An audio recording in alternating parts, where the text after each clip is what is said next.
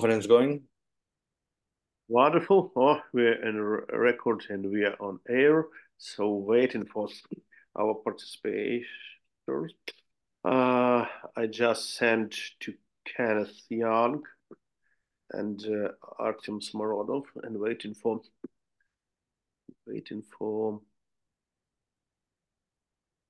Is that my name in Ukrainian? No, no. If you can change your name. No, it's okay. Yeah. So we start. And maybe waiting 2 minutes for, because we should start off half of 9. Oh, can you send me? Oh, Kenneth will connect to us. So just waiting 2 minutes and start. Good.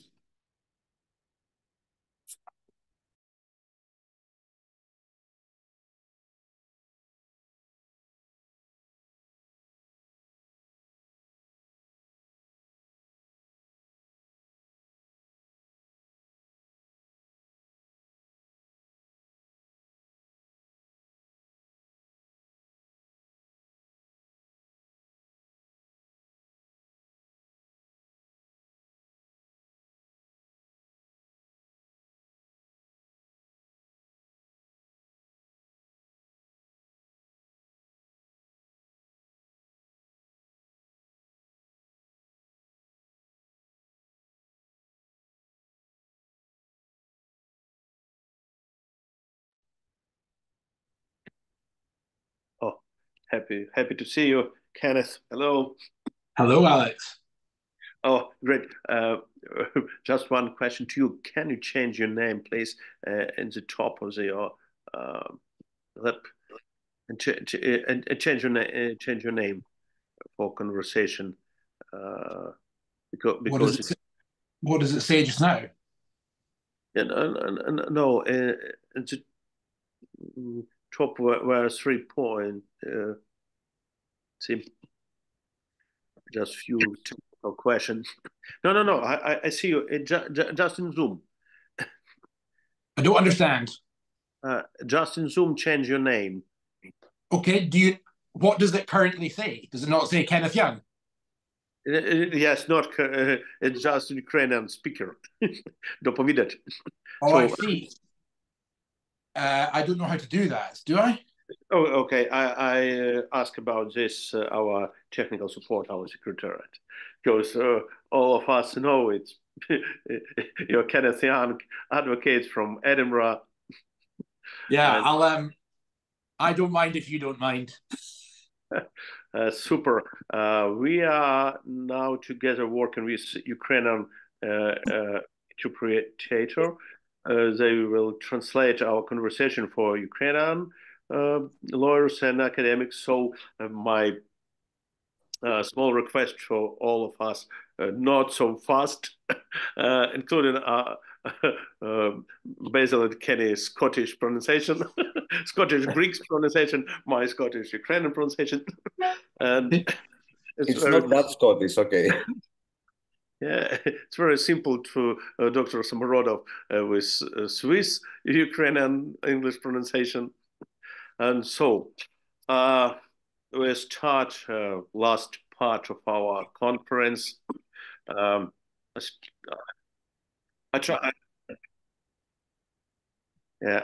try to start with some funny notes, some jokes with our colleagues, because our conversation will be very difficult.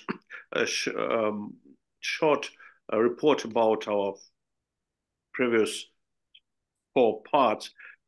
It was academics part about how development, cyber law, crypto law, challenges of society, and previous session was about crypto detectives and investigation, where fraud expert from Amel board from Global Ledger CRM company at Kennedy's, solicitors from London and from Manchester talked to us about practice and about litigation.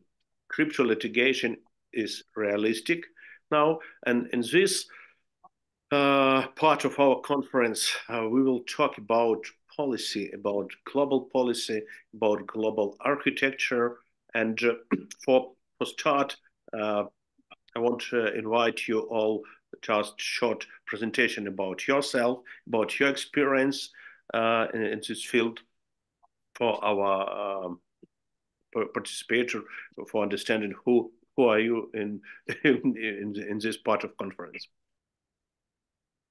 Who will be first? Maybe Basil Manor, cybersecurity expert and our host in Cyber Scotland Week. He's after 24 hours conference marathon. It's not our conference, not the longest in Cyber Week in Scotland. So, please. Thank you very much, Alexander, for inviting me. First of all, it's a pleasure and an honor to be in your conference and so many nice and interesting people. My name is Basil. I'm Greek, so the Greek name is Vasili. Maybe it sounds more familiar. I am the manager of the Cyber Academy at Edinburgh Napier University. I'm also working as an expert witness in digital forensics and cybercrime. I work very much with lawyers in Scotland, and I work with the Law Society. The last few years, I also work with Interpol in training police and prosecutors on digital evidence. I do a lot of work in public engagement, making sure that people are aware and become aware of threats online and how to protect themselves, both individuals and businesses and governments. Through that capacity, I met Alexander. I was looking to help in my capacity and my experience, help Ukrainian lawyers after the start of the war. And when I contacted the UNBA, they said, "Oh, we have a guy here in Scotland," and that's how we met, and that's why he's always invited my events, and I'm always invited in his now. Oh, thank you, Basil. And Kenneth Young, advocate, is very interesting title for Ukrainians in United Kingdom, because in Scotland, advocates also advocate like in Ukraine.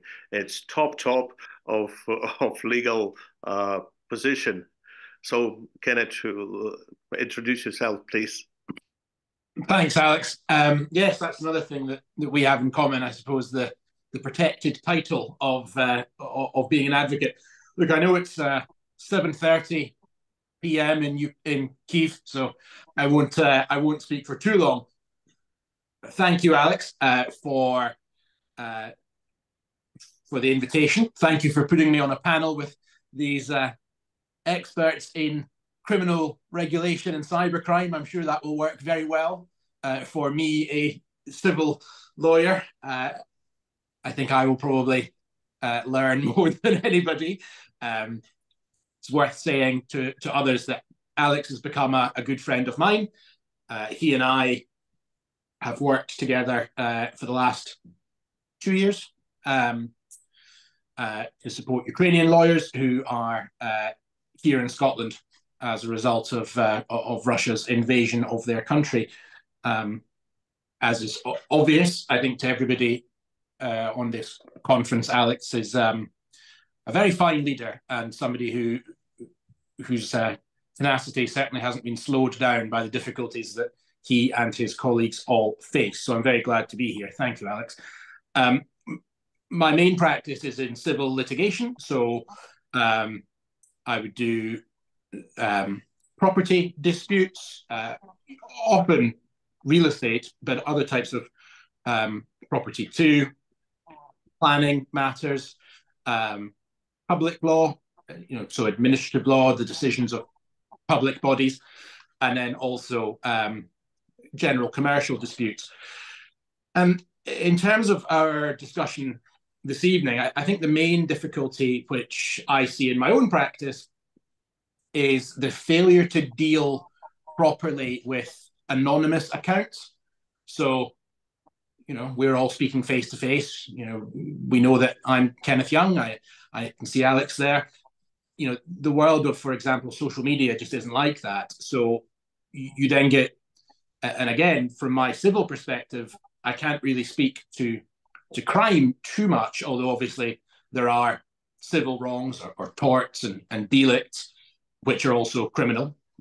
But certainly when one approaches it from a civil perspective, you might be dealing with defamation or libel, I think people would say in England, but also bullying, harassment, all kinds of online harms, up to and including the sort of the state actors, the bad faith state actors like Russia, who use anonymous accounts to try to destabilize the democratic norms of Western nations. And you get it really all the way through from private people using fake accounts to harass or defame somebody, all the way up to bad faith state actors. So I think that's the interesting thing that I come across most often, is the difficulty of dealing with anonymous accounts.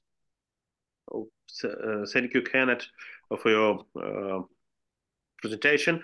And I want to invite Alexei, our Ukrainian top expert in UNDC office, about your position, about your role in global changes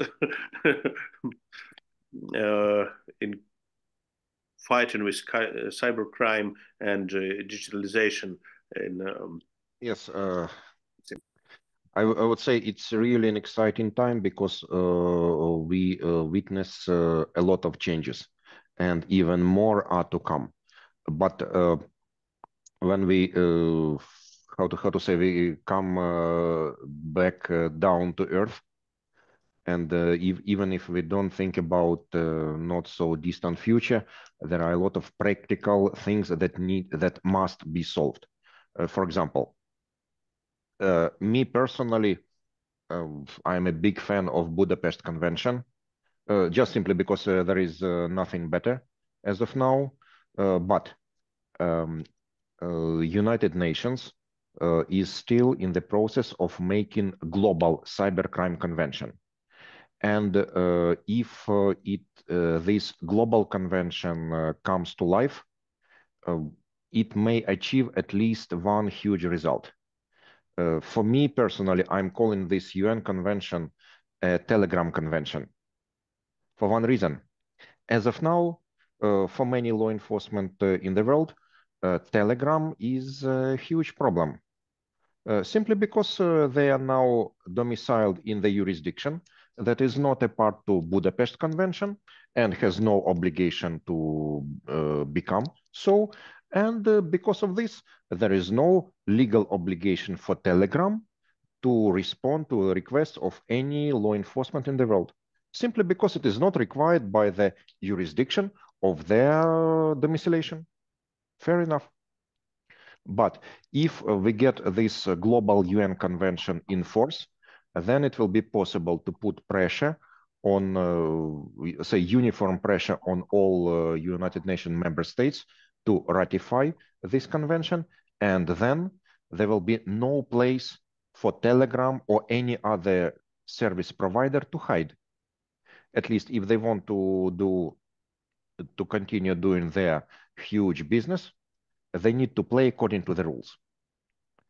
And as of now, this problem is not solved yet. It's so easy for certain huge service providers as Telegram just to continue their operations, and users can enjoy, I would say, practical anonymity.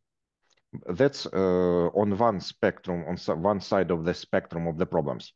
It's a huge problem that can be solved only on the international and intergovernmental level.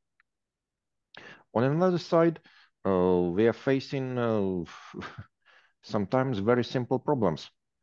For example, telecom fraud. I believe we all know these calls.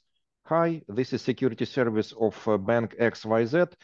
Please, long story short, please tell us your secret code, your password, or CVC code, or whatever. It sounds simple. The damage in each case may be just $50, $100. Damage in one case is certainly below a threshold for law enforcement to investigate each individual case, but now it's a huge problem. And there are some, how to say, some not so obvious, not so straightforward solutions to such problem. One is, of course, is prevention, education of users. So many cybercrime cases could have been prevented if users just thought a bit. What am I doing? Why do I click on this email? Why do I provide my password? Why do I provide my secret code to someone who is calling me on phone? Now, when I'm sitting comfortably at my home, at my safety, of course I can laugh. No, it will never happen to me. I know all this. But life is very unexpected, and we all can get into this situation. So sometimes it is about just simple steps as prevention, but many governments they are still need to do many things. And also when we speak, probably you have spoke already about it, but with the law enforcement and criminals and investigation of criminal cases, it's like a pendulum. It swings from one side to another, like it happened with cryptocurrencies. I would say a couple of years ago, the advantage was clearly on law enforcement side. With almighty software, law enforcement investigators were performing miracles. They were investigated schemes. They traced cryptocurrency that seemed to be untraceable, etc. But now we have a few cases when this pendulum it swings to the opposite side. Because now, and this is a right role to be played by defense lawyers. I'm also coming from investigative side, and of course, I would like to have this proverbial huge green button. I push it, and then computer does all the investigation for me. I just need to print it out and bring the case to the court. Probably you are not surprised or surprised, but many law enforcement still operate like this. This means that actually it's quite possible that some people can be accused and potentially sent to jail just based on the findings of some software. It's a bit too much, I think. That's why now the last thing is that this is the right position of defense attorney to start question the analytical software, that you cannot send people to prison based on some unaudited, unverified, uncertified black box solution. Again, with all due respect to the providers of blockchain analytical software, and also to the vendors that produce very complex, sophisticated other analytical softwares. Still, there must be balance, and one important role for lawyers is to make sure that this proverbial fair trial takes place, and that people are not accused based just simply on the results of certain software without extra work. Again, this arms race is endless. We are witnessing one circle after another, but one more thing.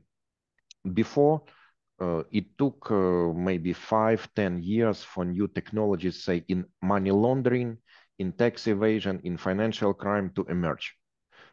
I have seen it. I have seen it with my own eyes.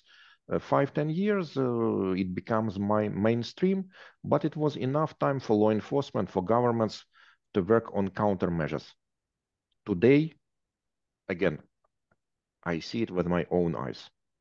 6 months for new technology to appear from zero, from nowhere, and rise to billions. And it's that law enforcement and governments need really to run very fast, just not to fall behind. Well, that's it from my side.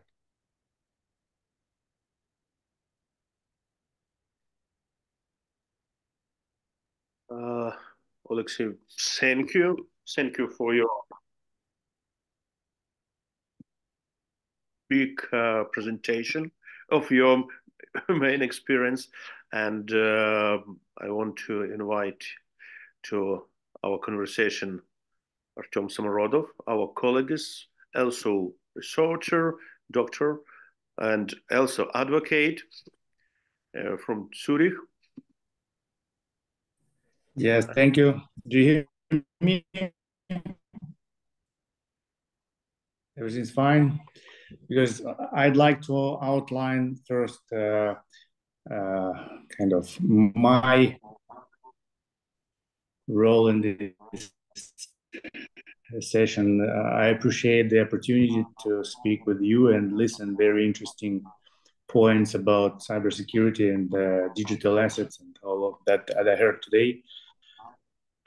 Of global security and global political events with Zelensky, with the prime ministers, with different politicians, business, cybersecurity experts, etc. And very interesting maybe that in 2 weeks we have President Yushchenko here in Zurich. And again, I'm a co-organizer of this event, and we would like to invite you for our new, it would be kind of dialogue. He will be in person. And again, it's global security architecture. So everybody is concerned about security. My legal background now improving because I'm finally, this is the last few months of my LLM program in university, full-time program. It's too complicated to me. And I think that next time I will surprise you with my new knowledge about cyber threat and cyber regulations. But when it comes to topics that we talk today, I would like again to outline the number of directions in which not only the branch of law, such as regulation or legal regulations, is developing, but also what international regulators are currently doing. And it's very interesting to me because we experiencing kind of shift of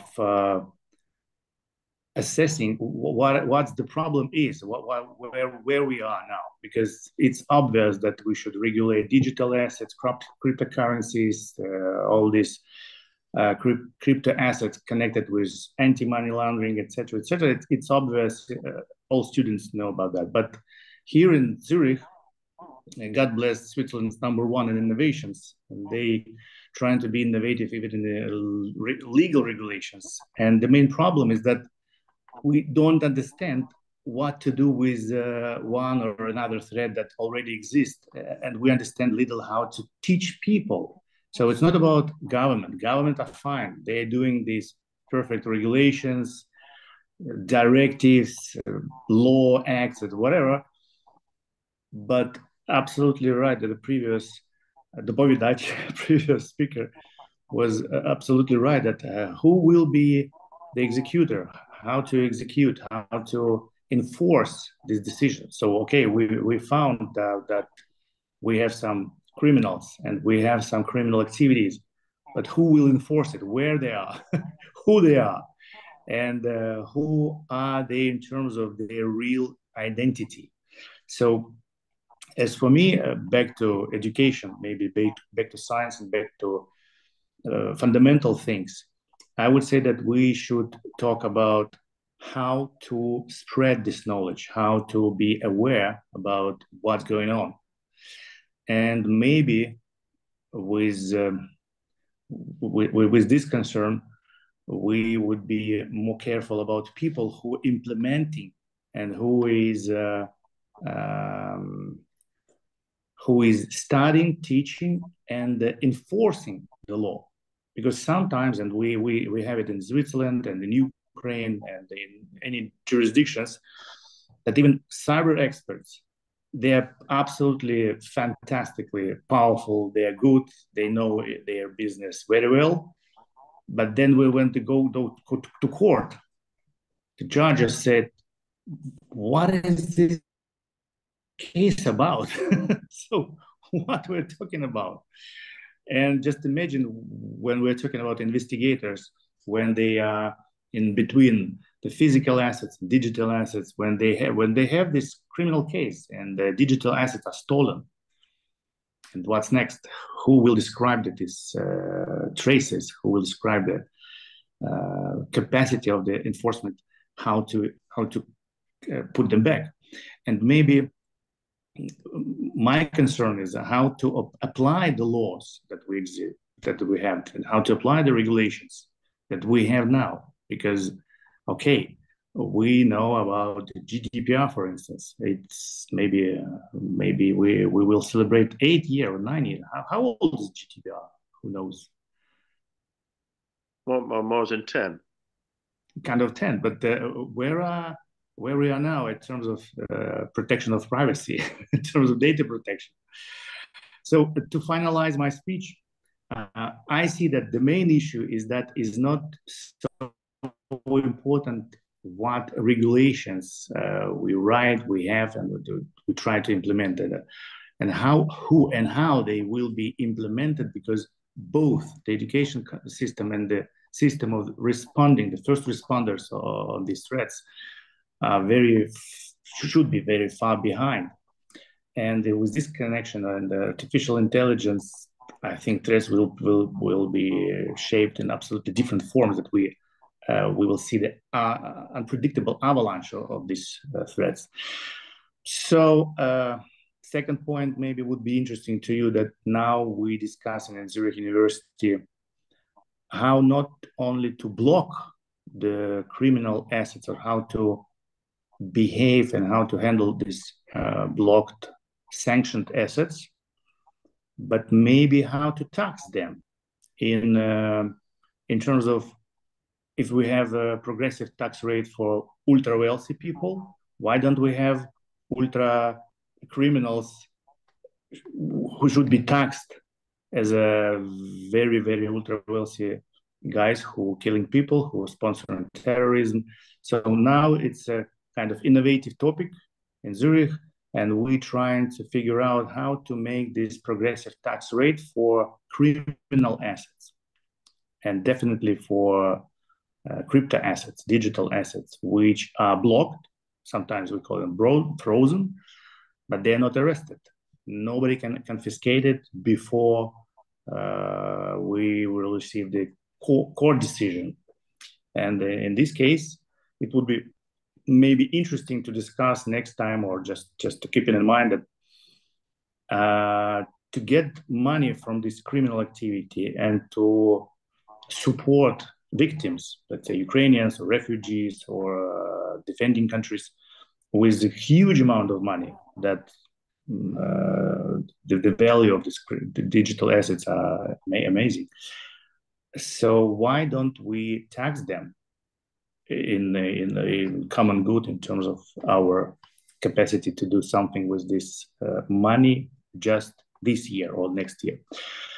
So sorry for that long introduction, and I believe that governments should not be thinking about how to regulate virtual assets, but how to create a digital literacy system, how to educate people, how to prevent these cyber attacks, and how to behave with digital assets on the personal level. And I would see it maybe in school. So as a scientist, as a people who are experienced in this case, let's write a ABC book about digital literacy. Thank you so much. Thank you, but not say to us bye-bye, because we... No, I'm not bye-bye. Thank you so much for your listening. So I try to collect main ideas. Alexei told about fighting with international channel of hybrid war. Now we can talk about cyber criminal is also part of, and cyber attacks, it's also part of war, hybrid war. For example, impact to election in few countries. We not call it countries, we all understand. This also using cryptocurrency for corruption in top level of politicians, and also now Alexei told about international approach to regulate this, but main question is anonymity, and maybe I want to give next time for speech for Kenneth Young, because I know he has experience with cases with unreal person, with an anonymous person, and maybe main idea our conference not talk just about cybercrime. We also talk about cyber economy, and it's part of economy and part of cyber society. It's criminal world, of course, and we can use decision from civil law or commercial law for cases in criminal law, for example, because now very huge practice, and previous panel speaker talked about this in London experience, and wonderful teams of crypto detectives and solicitors and barristers who working with cryptocurrencies in English courts. But we can share this situation also for sanction, for assets under sanction. But if this is assets or action or deal or deeds make it by unreal person, it's maybe, yeah. You have a question? Yeah, it's not a question, it's just to follow your thoughts. I almost forget that I'd like to underline, maybe highlight, that last year we discussed why don't we talk about act of aggression in terms of Article 5 of the NATO Charter when it comes to cyber attack, because the Western world is under attack.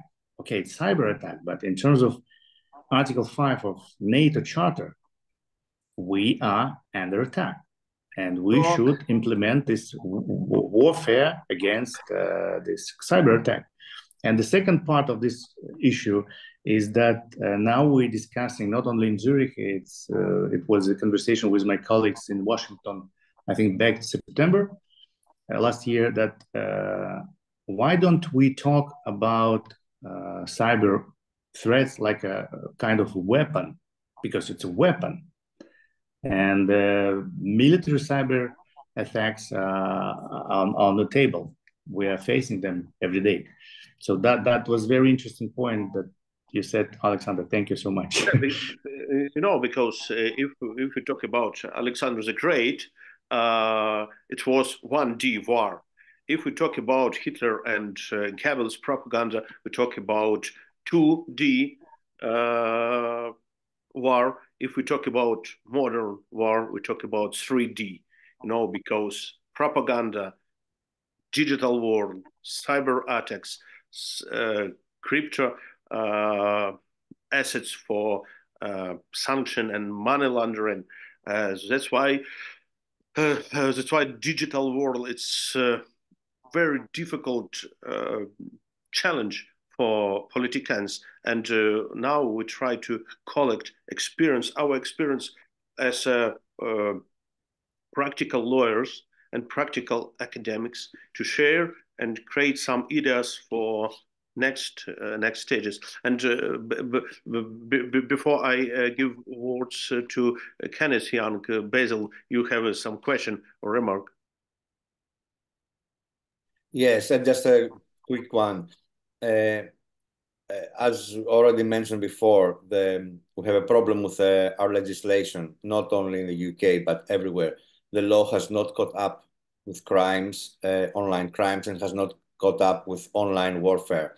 So a very simple example, if you attack me in the street with a knife or whatever, and I defend myself, maybe I kill you, and it's self-defense. And in most countries, that's the police and the court will accept that, oh, I acted in self-defense, I didn't do anything wrong.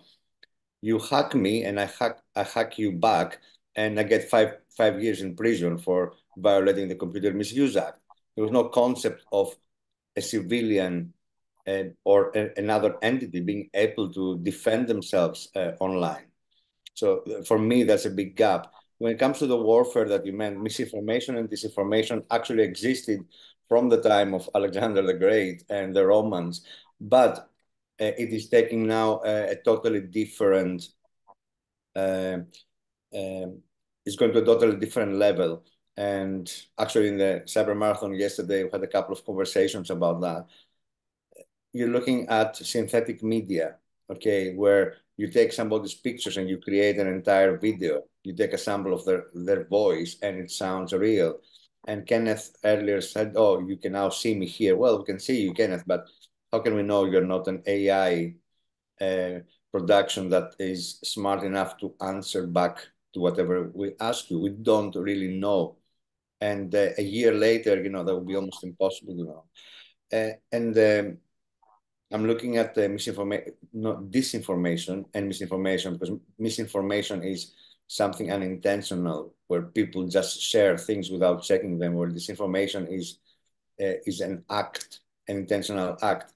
And one of the things that I see, look, for example, both in Ukraine and in the Middle East, there's a lot of material that you see that is obviously created by AI, but there is another problem. There is fake, real pictures. This is pictures, for example, of children with a destroyed background that are actually real, but they are not from there. So I saw some postings last month on Twitter, and I've tried to investigate some of those pictures. And I saw that some of those pictures were going back to 4 or 5 years in the conflict in Syria. Okay, but it's very easy. You take a picture of a distraught child in a destroyed town. You just put it on Twitter and said, oh, this is what's happening.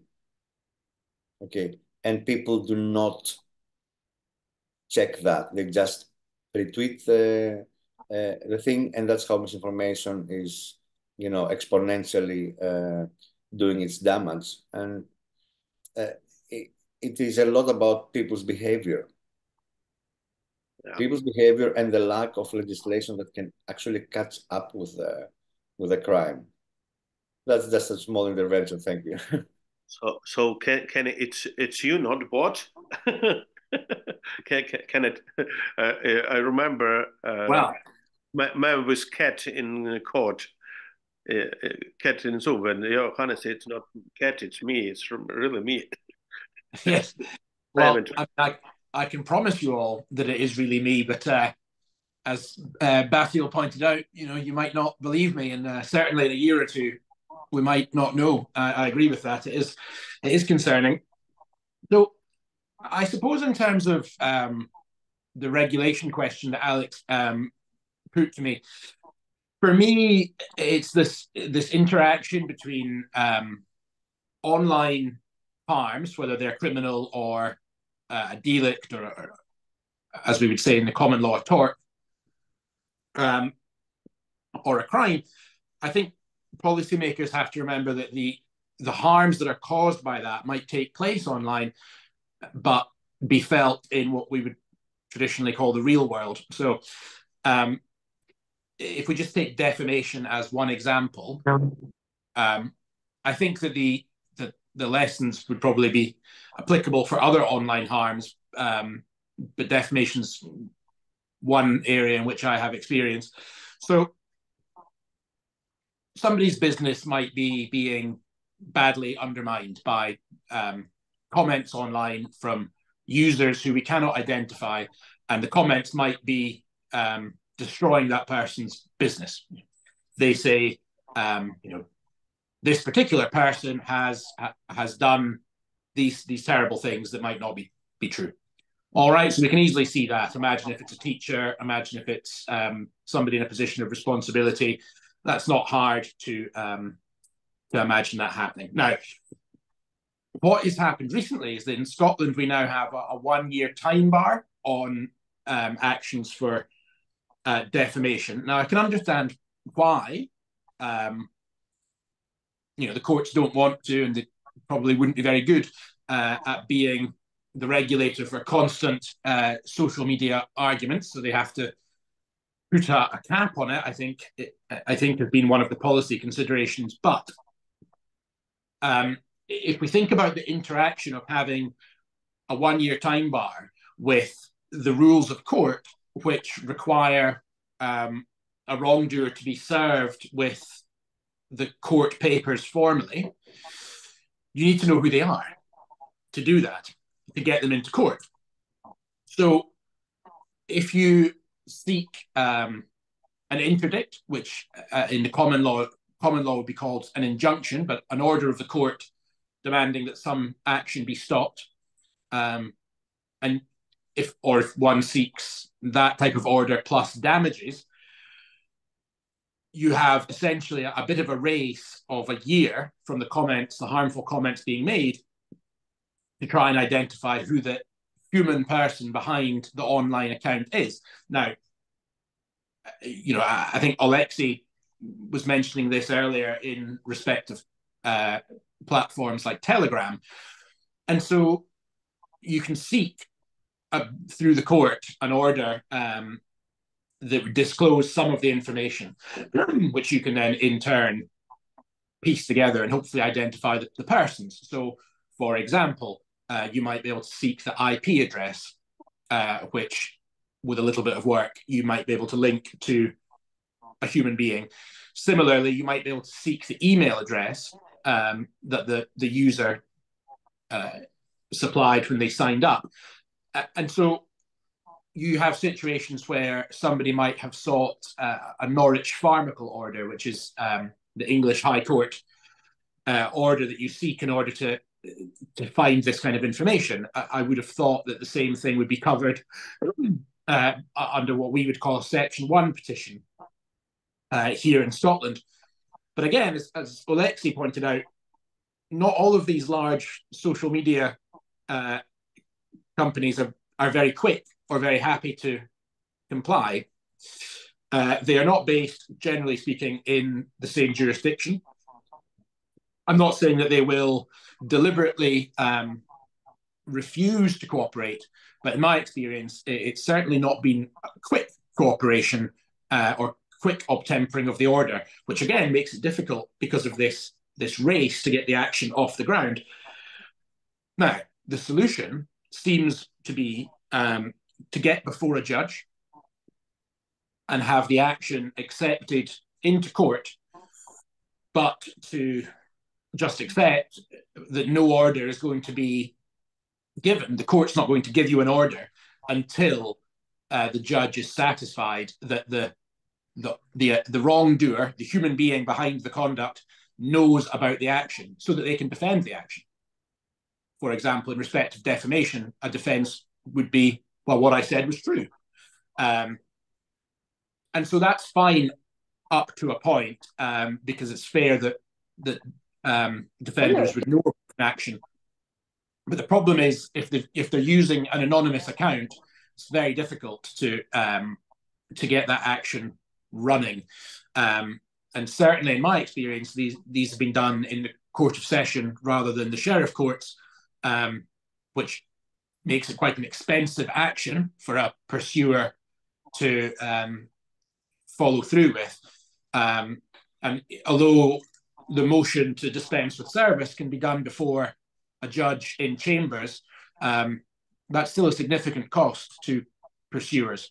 And so at the moment, if you are being defamed or suffering online harm at the hands of an anonymous account, while there are technical ways to at least get the action into court and try and figure out eventually who the person is, at the moment, I would say it's quite cumbersome and beyond a lot of people's financial means.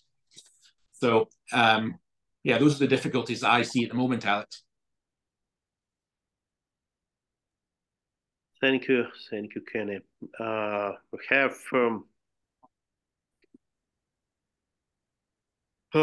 few questions.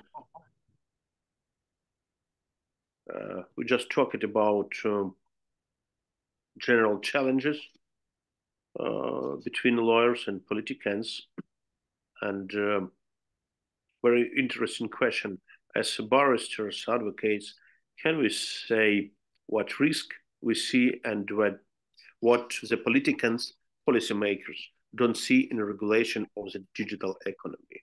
We talk about like cybercrime, crypto regulation, about what we can see and what don't see policymakers, politicians.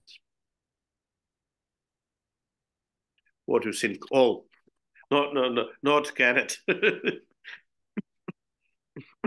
Because for my opinion, as we talked in previous session, main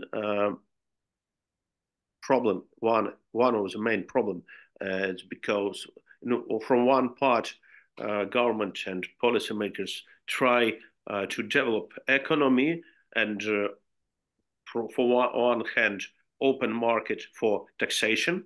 So Artem told just about taxation, but from another part, they don't think, they forget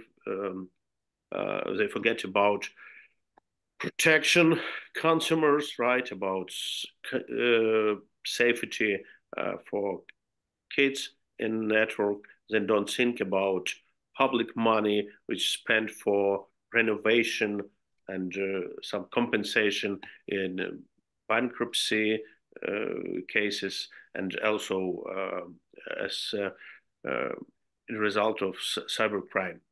Maybe we can talk about some ideas for your opinion. What from legal market we can talk about future steps and future challenges for politicians. I would say there is one huge challenge for high-level policymakers. Normally policymakers high level, they are conservative, which is good. There is no place for risky experiments, but this means they make their decisions based on their previous experience.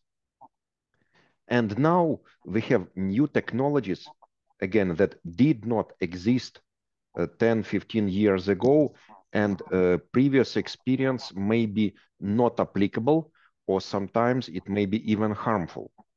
And I have seen governments, they make decisions, I would say, with very good intentions, but they think that, for example, again, cryptocurrencies is just another kind of money, like paper money, like bank money. What could go wrong if we apply some old tried and tested methods? And then, oops, because the technology is totally different, technology is different behind, and they don't understand these technical details, they get totally opposite effect. The best example is taxation. Things that work fantastic with real estate and with stock market, when you apply the same taxation principles to cryptocurrencies, you fail miserably. But that's another rabbit hole I can talk about for hours. Anyway, what I must say, that at least this is very important to have a voice of private sector. People who have practical experience and also academia, people who can imagine, who can forecast what would be the consequences of certain steps. then if private sector and academia can help governments before they make decision and before they make a costly mistake, if they can run some kind of planning exercise, usually it's something like, I would say, traditional red team exercise. If before governments make some decisions, they place several what-if scenarios, and if they play it with the people who know the technology, if they do it together with private sector, then maybe they can find a solution that will not have such dramatic consequences. But it requires probably, okay, ideally it requires change of generation. If we have, as top policymakers, people who have played with Bitcoin for last 10 years, then yes, they know what to do. But it will happen not now, it will happen a bit later.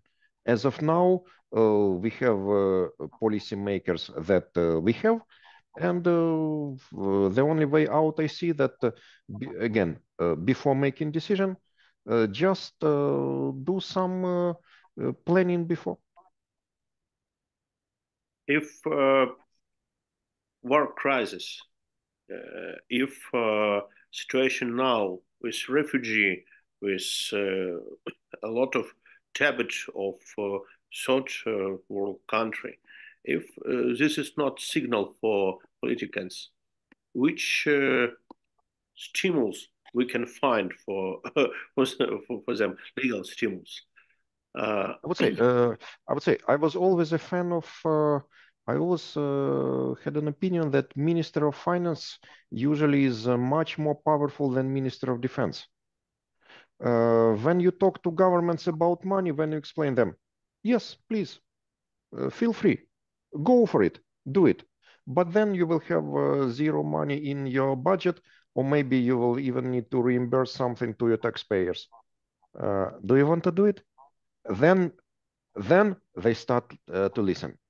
If my experience, if you explain that this is about their money, they will listen. All the rest will come as a addition. So additional cost, it's one unique stimul for government. Yes, Evgeny Panchenko returned to us from Cyber Police of Ukraine. Yes, Evgeny.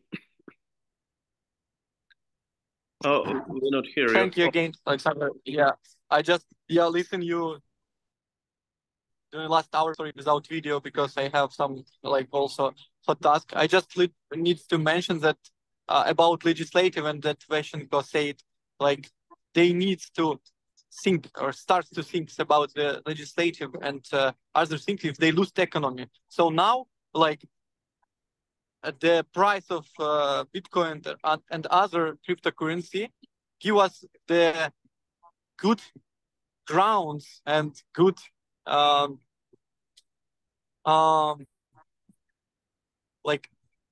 plus points for discussions that starts around the cryptocurrency again, because as you can see, markets really high, and of course it needs to be again we can see that in next discussion probably again years or months, next months, because it's build the economy. So the price now build the economy. Again, the pessimists lose and optimists who say that cryptocurrency will up the price again won the challenge. So it's again about the economy, about global economy, because the total worth of Bitcoin again more than billions of dollars. So that's what talked about. I agree. So, colleagues, maybe someone have some ideas or words about topic of our conference, because our time is over. And in Kiev now is night. In UK is also night, and we will together we were together all day, and I hope we will make next events, and we are now find general topics for few webinars, maybe a few open election, and between policymakers, academics, legal practice, and because we can find answers and solution. And so, colleagues, be free to speak.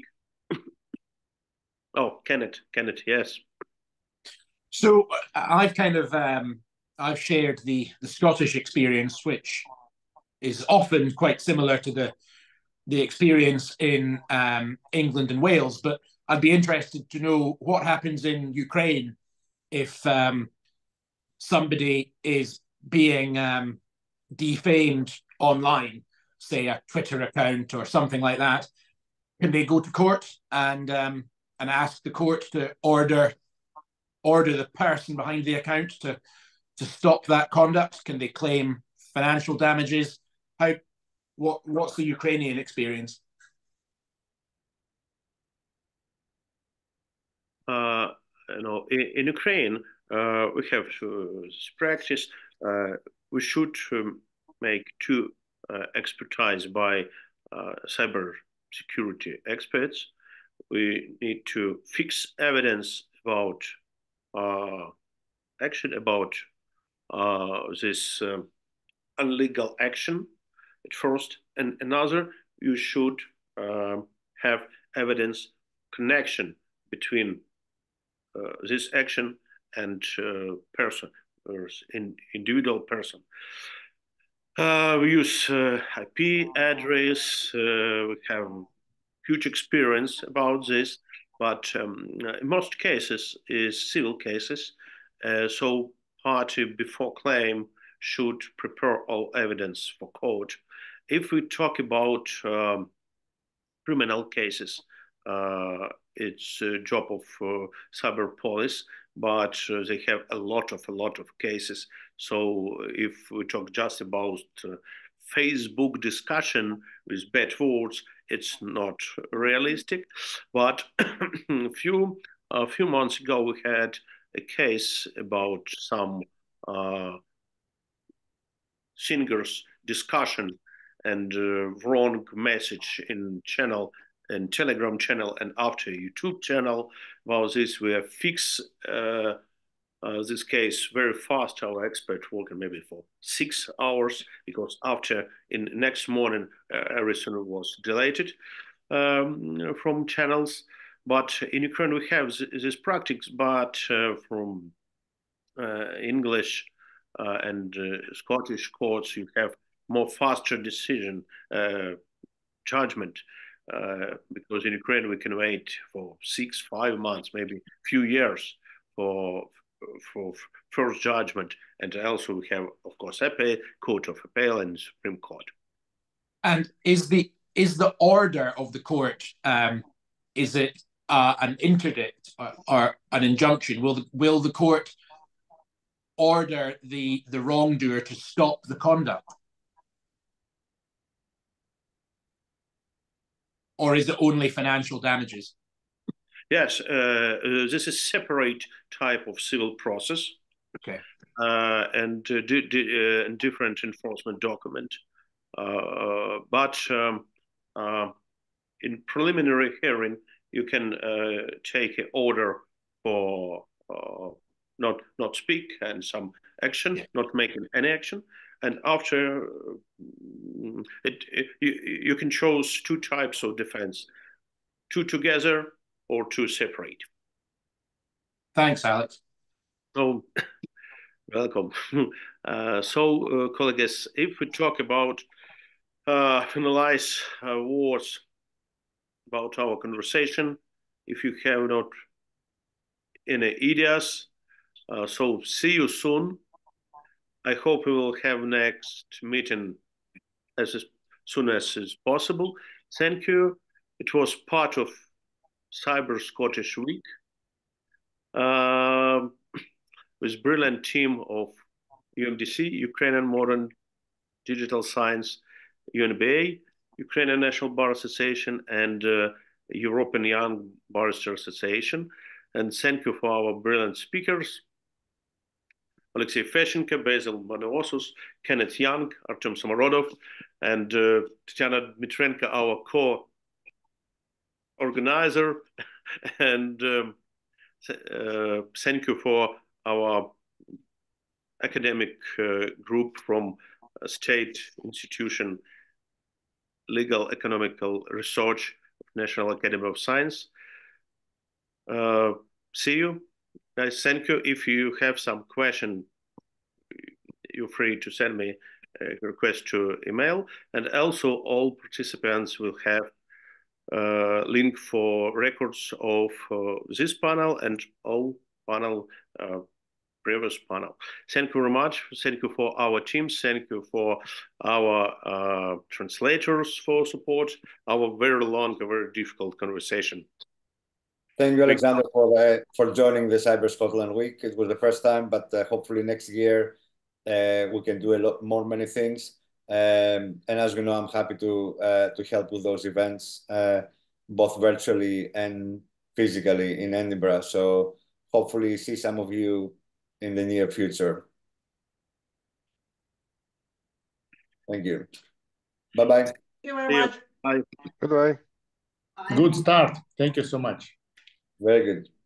Goodbye.